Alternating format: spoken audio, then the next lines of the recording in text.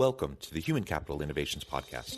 We're your source for personal, professional, and organizational growth and development, where we share original research, explore industry trends, and interview executives and thought leaders from across the globe. We hope you join us often for practitioner-oriented content around all things related to leadership, HR, talent management, organizational development, and change management. Maximize your personal and organizational potential with Human Capital Innovations Podcast. Do you enjoy the Human Capital Innovations Podcast? Please subscribe, leave a review, comment, share, and consider supporting the podcast on Patreon, even at the producer and sponsorship levels.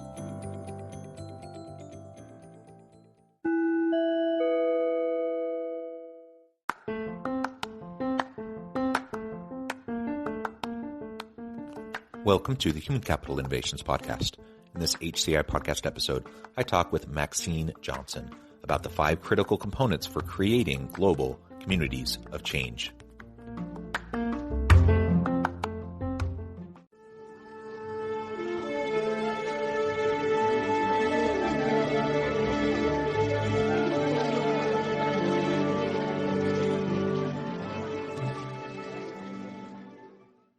Maxine Johnson, welcome to the Human Capital Innovations Podcast.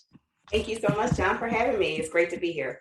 Yeah, it is a pleasure to be with you. I'm so excited to have this conversation, and I really appreciate your flexibility. We were scheduled for earlier in the week after months of preparation, right? And then I woke up earlier in the week the other day, and I just couldn't talk. I was sick, and anyways, so you were super gracious and flexible. We rescheduled and now we're having the conversation that I wanted to have a few days ago. I really appreciate it. Today we're going to be talking about the 5 critical components of creating global communities of change.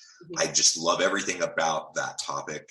I'm super excited to dive on into it. As we get started, I wanted to share Maxine's bio with everybody. Maxine L. Johnson is an author, co-author, certified life coach, transformation specialist, and expert speaker serving professional women who are purposed to lead.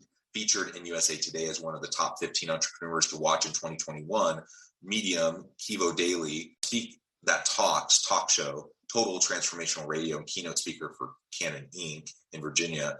She is an experienced HR practitioner where she has over 25 years of HR experience. She is the CEO and founder of Wife Boss Academy, home of the influential female, where she coaches professional women who are unaffiliated in their careers and help them discover they are purposed to lead. She is passionate about encouraging and inspiring women to be their best selves. And over the years, she has worked with women globally, helping them find positive change. She is known for creating the 5 critical components for creating global communities of change, which we'll be talking about today.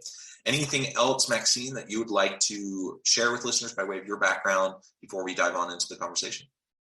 Yeah, well, one thing I want to share with listeners is I wear leadership hats, and one of the leadership hats. Well, let me back up. John, I'm glad you're feeling better. I should have said that first. Oh, thank you. Thank you. Have your voice. So, yeah, one thing I want to share, one of the things that's been exciting for me is just I just landed I have a TEDx talk that was just premiered last week. It's called Why Heroes Need Help. So I was super excited about that, and you can find that on YouTube. So I'm really excited about that. That's fantastic. What a wonderful way to reach people and to share your message. So congratulations on that. And yeah, let's dive on in. I'm super excited to explore this. So first, why don't you just tell us a little bit more about some of the good work you're doing? So we're going to talk about the 5 critical components for creating global communities of change, but you do a lot of work with women. So tell us a little bit more about that first, and then we can talk more specifically about those 5 critical components. Sure.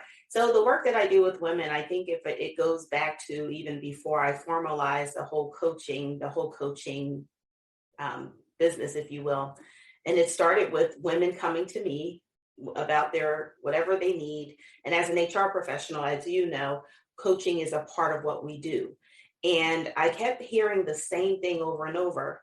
Maxine, you should do this professionally. Maxine, you really helped me. Maxine, you should do this outside of what you do here. And I never thought about it because it just kind of came about. And what I did was I started to look into it a little bit further. And at the time, I had a coach who really pushed me and propelled me into the coaching world. And my coaching clients are women, and they're all the same professional women, and they're just a little confused about where they are in their careers, you know? And so they're like, I've been doing this for a long time. I'm not sure what the next step is. I want to advance. I want to do a little bit more of this. How do I get over to this area? And how to transfer the skills that they have now into something else, depending on what that is. And so I have coached, I'll say probably close to 100 women over the course of not being, I'll say a certified life coach, but I'm talking about my experience as an HR professional, and it's all been the same thing. And when you have people that you coach, and I remember specifically a woman that I coached, she was a leader and she had an awesome opportunity at a for-profit company. And she was really nervous about it. And we really walked through step by step about what the things that she can contribute, because imposter syndrome comes into play. Why, I'm not sure. Is this really for me? Am I taking, all of that fear? But we talked it through and she went and got the job. It was a really highly competitive role in a for-profit company, and she got the job. And so I was super excited. And when she said to me, I think she was the one, her name is Damara, she said, you need to do this outside of. So that's how it all came about. And it's been going ever since. And so I'm really excited about helping women, and whether it's professional or whatever, but most of them have been professional women, career, not all necessarily educated with MDs or PhDs or LMNOPs, but women who are focused on their careers and wanting to advance. Yeah, that's fantastic. And clearly a huge need here. Unfortunately, we have persistent gender inequality, pay gaps, access to senior leadership roles and board seats, and like all of that is well documented, and it's a persistent problem. And even, over the last couple of years, there have been reports that suggest that we've set women's equality in the workplace back a generation. And so, clearly we need lots of work in this space, in part, to help women take hold and ownership over their own career and opportunities, and to bring their best positioning to those opportunities. And then, of course, also on the institutional and organizational side, to break down systems of inequality and to rebuild more equitable, more balanced, more inclusive organizations with environments of belonging. So all of that work that you're doing is tremendous. Now, as we talk about the 5 critical components for creating global communities of change, I imagine, there's a wide range of types of change that you envision that you want to see happen. And part of that might be women in the workplace, women leaders, and those sorts of things. But I imagine there's other types of social change that you might want to see. And the really cool thing about the modern workplace is that we have more potential to be a major driver, a significant driver of social global change today, more than perhaps any time in recent history. So with that said, as kind of an introduction, why don't you walk us through those 5 critical components for creating global communities of change, and we can start to dissect that a bit. Sure. Thank you, John. So it's really simple. It's simply see, share, care, change, and create. And when we look at that, to simplify, seeing, if you want me to go into just an overview, to create the change, sometimes we have to see ourselves in who we are, see ourselves in the skills and abilities that we have, see ourselves as far as our gifts and our talents. We have to recognize who we are. Then the next one is sharing those talents, sharing those skills. And how do we do that? Whether we share those skills and talents or we allow ourselves to have someone else share with us. Then it's caring. And so this kind of goes into the self-care thing, right? And so when I won't say self-care thing because it's huge, a part of, because we're all like pulling all over the place. but caring for yourself. And what does that look like? One of the things that I always talk about, and it's mentioned in the TEDx talk, is that you can't pour from an empty cup, nor can you pour from a dirty one. And meaning that sometimes we're still sharing, or we're still doing so much for everyone else, and our cup is empty, or even our cup is full, but it's dirty because we have resentment of all that we do. And, we're not coming from a place of compassion. We're coming from a place because I have to do it. And then it goes into change and being that change agent. And then lastly, it's all about create. What can you create? That's around legacy. So when we look at legacy, what are we leaving and what are we looking to leave behind? A lot of times we don't think about legacy. One of my former colleagues in the HR world, before they left to go on to another institution, we talked about legacy, and they never thought about it that way. The legacy that you left at an organization, what would that look like? When you leave an organization, what have you done to change that? What has been highlighted? So that's an overview of the 5 components to create global change. Yeah, that's fantastic. So in my mind, it starts with some individual self-awareness of where we're at. And you said C was the first one. Is that correct? That's correct. So I need to really recognize my positionality in the world and in relation to these, difficult, challenging issues, whether it be gender issues in the workplace or race, types of issues, social, political, geopolitical, economic, whatever. Like there's all these different things, right? Environmental challenges. We need to see ourselves. We need to see our positionality in relation to these challenges and these issues before we can really start the process of doing anything impactful, right? I think that's important. And that is a place where we have to be vulnerable and just be honest with ourselves as to what that looks like. So even if we look at the racial issues that we had in our country, and to be able to really sit and reflect, what does that mean to me? And to have that conversation with myself. Or as we're coming up on what's happening with Roe versus Wade as a woman, what does that really feel? What does that mean to me? And what impact? And just be honest with ourselves, to shrug it off and say, well, it doesn't really bother me because, I'm a woman, I'm not of childbearing years, but what does that really mean? And so you have to think about and acknowledge your feelings and walk through that. And all of that helps when you get that out for yourself, whether you journal, whether you talk to someone else.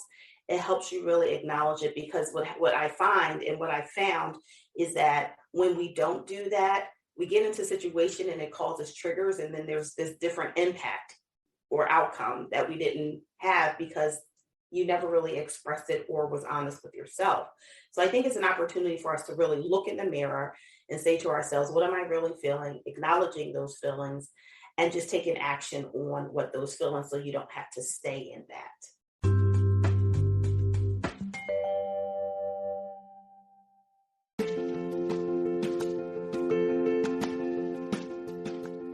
Check out my new book, The Future Leader, Creating and Transforming Next-Gen Organizations.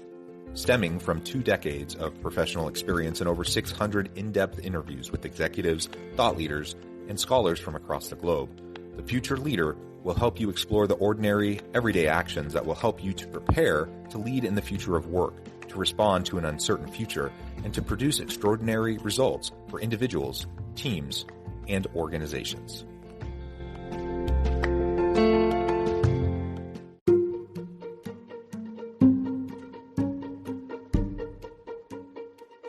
Welcome to the Human Capital Innovations Academy, courses, micro-credentials, and certificates to upskill and reskill for the future of work. All HCI Academy courses, micro-credentials, and certificates are designed, developed, and delivered by award-winning and internationally renowned scholars, educators, thought leaders, executives, and practitioners. Our courses, micro-credentials, and certificates will help you make your mark on the future of work and make an immediate impact in your organizations. Check out the HCI Academy and our many course offerings and certificates to upskill and reskill for the future of work.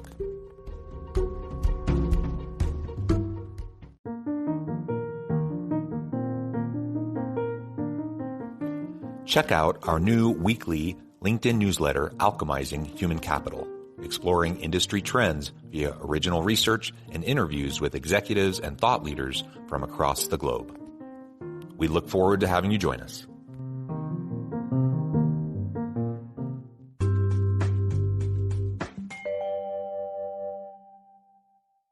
So we start there, and that's just the place to start. If self-reflection is hugely important.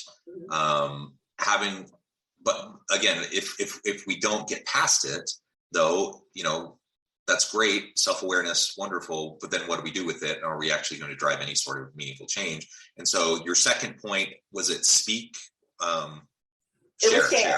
Share. So the second point, then we have to go beyond just that self-reflection. We then need to move into sharing, have those conversations, often very challenging, difficult conversations with those around us. Oftentimes there's a reason why there's these huge pressing social challenges in the world. It's because they're not simple, they're complex, and people have varying views, passionate views. So you bring up the Roe v. Wade situation and the leaked opinion from the Supreme Court that just came out a couple days ago. Right. And talk about an issue that's polarized that people feel very strongly about on either side. So if you want to have any chance of driving meaningful change, you need to know where you stand and why. And then you need to be able to be willing to have those hard conversations with people and to share and to see, you might change some people's minds, you might not change their minds, but at least you can have civil dialogue, come to the conversation to a place where you can have genuine mutual respect for each other. That would be a huge improvement on what we see in the current political dialogue in the US today, right? Absolutely, because when we can bring things on the table and we can come to the agreement, and initially I'm not trying to change your mind, and I don't need you to try to change my mind, but at least if you understand where I'm coming from, that's all I ask. And I'll give you an example. Some years ago, early on in my HR career, there was a conflict between, and this is all around culture. This is around culture, right? And there was a conflict between a experienced nurse who is Caucasian and a nurse's aide who was African American. And the conflict between the two, the nurse's aide felt that the nurse was disrespectful. The nurse felt that the disrespectful and also alleged racism. And the nurse thought that the nurse's aide was very rude, unprofessional. When we sat down, here is the context of how this all came about. Nurse's aide asked the question, and the nurse says to the nurse's aide, an answer in response, said, "What?" And the nurse's aide took offense to it. What was the lesson for everyone was, in the African American community, I know at least for me, I'm not going to speak worldwide, but for me and those that I know, if you answer or responded what, it was very disrespectful. It was deemed as rude. Whereas the nurse had no idea. So it was once that all came out, it was all a lesson and a learn. And they moved forward just to have that conversation, because a lot of things we don't know and because we don't talk about it. So in that example, it came from something like, I thought you were rude and making these allegations of racism. It wasn't that. It was just around cultural differences. But if they put it on the table and understood it, everything worked out fine. So I think even that example is something just as simple as that. If we do more of that, I think that will create more change. And so we start to see this carry out. We've done the self-reflection. We've moved into sharing, having the difficult conversations. Now remind us what the third point was again. Care. Taking care of yourself. Then we care and we show genuine empathy towards others. We show care towards ourselves. And I think that goes hand in hand with sharing, because if you're not caring for yourself, you're not going to be able to have the sustainable energy to engage in those challenging conversations and the sharing, right? If you're not genuinely invested in those around you, you're not going to be able to have any meaningful conversation with them, because you're just talking at them instead of with them, right? Absolutely. Yeah, so I think all of that is so vital. And then we get into change, right? And that's ultimately what we want, right? We want to be able to impact. We want to be able to change things that we see as important, whether that's within our homes, whether that's within our organizations, in our communities, the world as a whole. We want to see things get better over time. We want to leave the world a better place for our children. We want to leave our workplace a better place for our team members, etc. So what are some of those, as we break down the change component, what are some of the specific things we can start to do to drive that meaningful change? Change is all around the action that we take from all of the things that we learn. So whatever those actions are, so changing meaning is implementation. So whatever the goals are that you have, or whether it's organizational goals, whether it's personal goals, that's where the implementation comes in. That's where the action takes place. So if we say to ourselves, I have all of these good things, I'm clear on what my feelings are, I'm clear on what I know, I'm clear on what I do, I'm able to share, I have great communication, I care for myself, I care for others. Now what's next? The next is implementation. And what do we do to implement? Whether that's goal setting, whether that's helping someone else, that could be mentoring someone, that could be coaching someone, and it kind of flows into the last one, create, because you're leaving that legacy, right? So I think it is whatever that action is for that individual. And this is something that I do, is what does that look like for you individually? Let's walk through this now, maybe with an example, and we can go back to women in leadership, women in the workplace if you want, or you can choose another example. But let's walk through each of these 5 components just to illustrate how this might play out. Sure. I'm just trying to think of so many examples, but I'll think of, I think it's better if I talk about myself, if you don't mind. So one thing about it is, for me, is a lot of times that when we're coming up, people may see something in you that you don't see in yourself. They say, oh, I see your potential. And you're like, what does that mean? What does potential mean? But when you start to really see what you have, right? And you say, there is something there. There's a feeling I have. There's something there, right? And then you have to work out what that looks like. Well, what does that mean? And a lot of times, whether it's coaches, mentors, or teachers, they kind of help you work through that, because that's where the vulnerability, whether it's your parents, to really talk that out. That's where the sharing comes in, right? And so we're talking about sharing. So I know for me, it was like, what does potential mean? I don't really understand. And so, oh, wow. I guess I am a good speaker, and I didn't believe it. Everyone told me that, and I thought the sweating, every time I gave a talk, I'm sweating so bad. I'm thinking, no, I'm not good because I'm so nervous about it. And why am I so nervous? It's just my anxiety. Do I feel comfortable behind a desk hiding? Yes, I do. I feel better. I feel great. I feel so comfortable. It's like a little kid with a nice cushy teddy bear. I feel safe. However, when I understood that was just a part of who I was, and I had to walk through that. And then after that, coming through, even when I speak or I'm doing a talk or something like that, I have to replenish.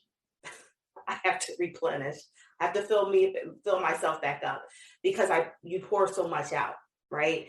And so you give so much, and you give it your all. I give my all, and I'm exhausted afterwards. Frankly, I'm really tired. So I may just have to create that time of care. That means give myself, an hour or so. I may not want to talk to anybody. I just want to spend time to myself to really reflect, meditate, or whatever that looked like for me.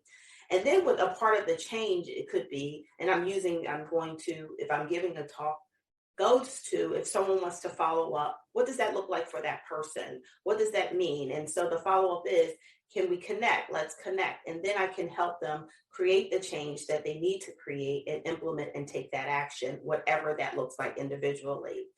And that's a part of the creating of the legacy. When I leave here, what's in between the dash? So the birth date, right? The birth year. And whenever that year, when I leave this earth, it's what's in between that dash is so important to me, that people could say, wow, Maxine Johnson really not only created the 5 critical components to creating global change, but she also helped me with this. She did this, she did that. And that my children, my grandchildren, and my great-grandchildren, I don't have great-grandchildren or grandchildren, but I'm just using it as an example, can look back and reflect that I was a part of the change in the world. I love it. I love it. Maxine, this has just been a lot of fun. Thank you so much for taking your time today to share with me and my listeners your 5 key critical components of creating global communities of change. It's been a real pleasure. Before I let you go today, I just wanted to give you a chance to share with listeners how they can connect with you, find out more about your work, where they can find your book, and then give us the final word on the topic for today. Sure. Thank you again for having me. It was a great conversation. And I can be found at www.maxineLjohnson.com. And at the website, you can find information about the book, which it can be found on Amazon. It's called Helping a Sister. And it is the 5 critical components to creating global change, and as well as the speaking and the coaching that I do. So www.MaxineLjohnson.com. And I just want to share with your listeners and just to everyone that, we are in crazy times and in turbulent times. And it seems like a lot of lemons are being thrown at us. But get some sugar, Splenda, sweetener, and let's make lemonade so that we can create global change. Thank you so much for having me. I really appreciate it. Thank you. It has been a pleasure. I encourage listeners to reach out, get connected, find out more about what Maxine can do for you. Check out her book. And as always, I hope everyone can stay healthy and safe, that you can find meaning and purpose at work each and every day. And I hope you all have a great week.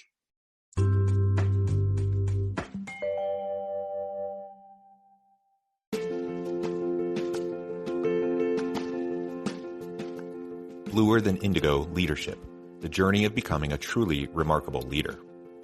Early in my adult life, I learned about an Asian proverb that translates as bluer than indigo. If you think about the color indigo, it is a brilliant, deep, and vibrant blue, what some would call the bluest of blues. To have something that is bluer than indigo is rare and truly remarkable. Contrary to popular myth, there is no one-size-fits-all or cookie-cutter approach to effective leadership. There is no silver bullet, no secret sauce, no go-to model that will solve all of your problems.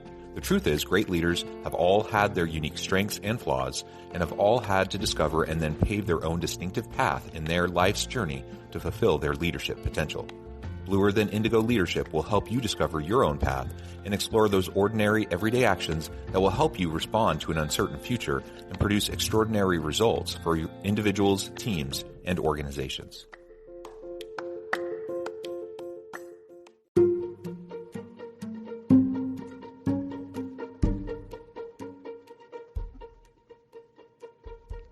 Check out Human Capital Innovations magazine, Human Capital Leadership. Human Capital Leadership is a free, interactive e-magazine with the mission to help individuals, leaders, and organizations find innovative approaches to maximize their human capital potential. We publish issues quarterly in August, November, February, and May. Take a look at the latest issue and let us know what you think.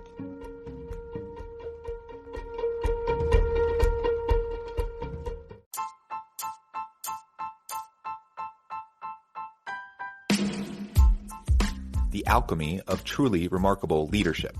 Ordinary, everyday actions that produce extraordinary results. Consider how the nature of work has shifted over the past 50 years. With increased globalization, rapid technological advancement, and the shift in economic composition, the average job of today looks very different than the average job of 50 years ago. What will the jobs and organizations of tomorrow look like? Moreover, what does this all mean for organizational leaders? What are the core competencies and capabilities of organizations and their leadership that are prepared for continued disruption and geopolitical and socioeconomic shifts? Regardless of what the future holds, increasingly, leaders need to be socially minded, data-driven, decisive, champions of talent, and disruptors of the traditional notions of leadership, teams, organizations, and work. The alchemy of truly remarkable leadership will help you to explore your own leadership competencies and capabilities and consider ways to apply and implement them into your workplace and personal life.